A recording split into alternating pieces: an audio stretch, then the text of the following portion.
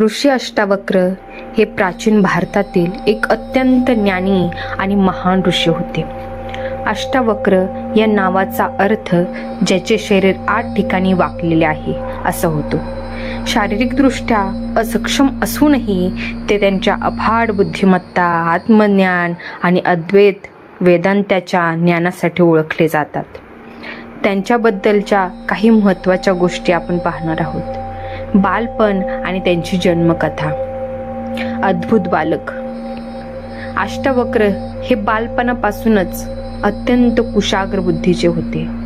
पौराणिक कथेनुसार जेव्हा ते त्यांच्या आईच्या गर्भात होते तेव्हा त्यांचे वडील कहोड ऋषी वेदांताचे पठण करत असत.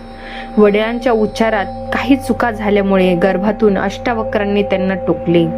यामुळे क्रोधित होऊन वडिलांनी त्यांना 8 ठिकाणी वक्र होण्याचा शाप दिला. शापमुक्ती.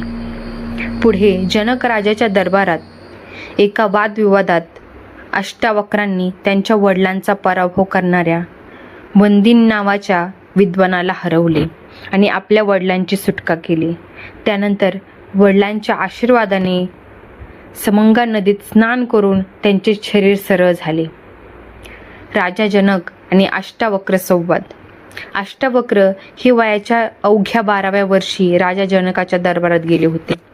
सुरुवातीला त्यांच्या वाकड्या शरीराकडे पाहून दरबारातील सर्व लोक हसले. त्यावर अष्टावक्र अत्यंत निर्भीडपणे म्हणाले, मला वाटले होते की हा विद्वानांचा दरबार आहे, पण इथे तर फक्त चर्मकार कातडे पाहणारे बसले आहेत, जे आत्म्याऐवजी फक्त शरीराचे चर्म पाहत आहेत. हे ऐकून राजा जनक प्रभावित झाला आणि त्याने अष्टावक्र यांना आपले गुरु मानले. ऋषी अष्टावक्र आणि राजा जनक यांच्यातील संवाद अष्टावक्र गीता किंवा अष्टावक्र महागीता म्हणून प्रसिद्ध आहे. हा ग्रंथ अद्वैत वेदांताचा एक अतिशय महत्त्वाचा आणि श्रेष्ठ ग्रंथ मानला जातो. यात त्यांनी सांगितले आहे की मनुष्य हा शरीर किंवा मन नसून तो केवळ शुद्ध आत्मा आहे. मोक्ष आणि मुक्ती मिळवण्यासाठी कुठेही जाण्याची गरज नाही, तर स्वतःला बंधनमुक्त आणि शुद्ध चैतन्य मानणे म्हणजेच मुक्ती आहे. यात कोणताही कर्मकांड किंवा कठीण योगासने सांगितली नाहीत, तर थेट आत्मज्ञानाचा मार्ग दाखवला आहे. स्वामी विवेकानंद आणि ओशो यांसारख्या अनेक विचारवंतांनी अष्टावक्र गीतेची खूप प्रशंसा केली आहे. थोडक्यात सांगायचे तर ऋषी अष्टावक्र हे सिद्ध करतात की माणसाची ओळख त्यांच्या बाह्य शरीरावरून नव्हे, तर त्याच्या अंतर्गत ज्ञान आणि आत्मशक्तीवरून होते.